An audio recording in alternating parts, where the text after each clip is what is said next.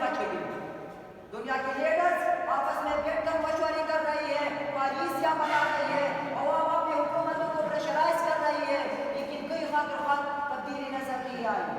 جناب صدر, آج چونکہ پوری دنیا سمٹ کر گلوبل وائرس کی صورت اختیار کر چکی ہے, اس لیے دنیا کے کسی بھی گوشے میں رونما ہونے والی فساد کے اثرات انسان کو بھگتنا پڑ رہا ہے.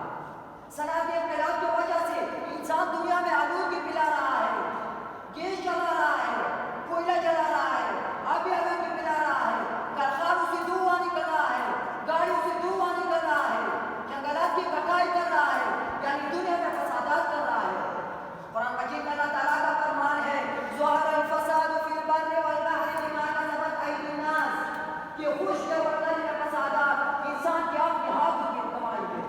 آج سے 1450 سال بعد سائنسی بات ثابت کر چکا ہے کہ دنیا میں 99% فسادات انسان خود برپا کر رہا ہے.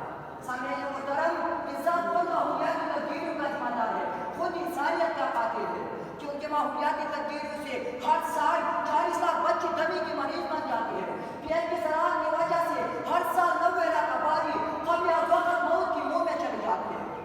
اسی طرح ماحولیاتی تبدیلیوں سے انسانوں میں ہارٹ اٹیک, دل کی دیگر امراض, پیٹوں کے امراض اور کئی انسانی بیماریاں جنم لیتی ہیں, جس سے انسان موت پر جان پاتا ہے.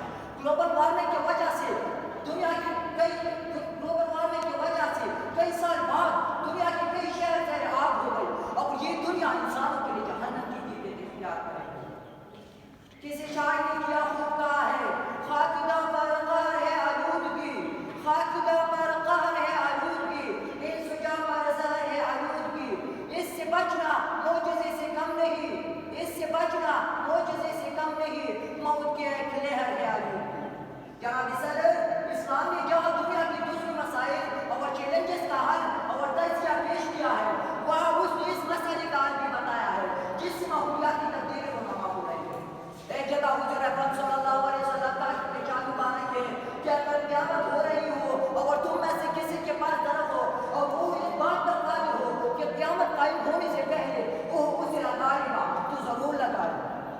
نبی کریم صلی اللہ علیہ وسلم حالات جاننے میں قد شجرکم موقع آ گیا ہے, اور لشکر کی روانی کے وقت اور ہدایت کے ساتھ ساتھ یہ بھی ہدایت فرمائی ہے کہ گیٹے کو نہ جلانا اور کسی پردار درخت کو نہ کاٹنا. سامعین محترم, ہم درخت کو لگا کر ماحولیاتی تبدیلیوں اور ان کے اثرات سے بچ سکتے ہیں. تو آئیے مل کر نیکیاں کمائیں, درخت لگائیں اور پوری ملک کو سرسبز و شاداب بنائیں.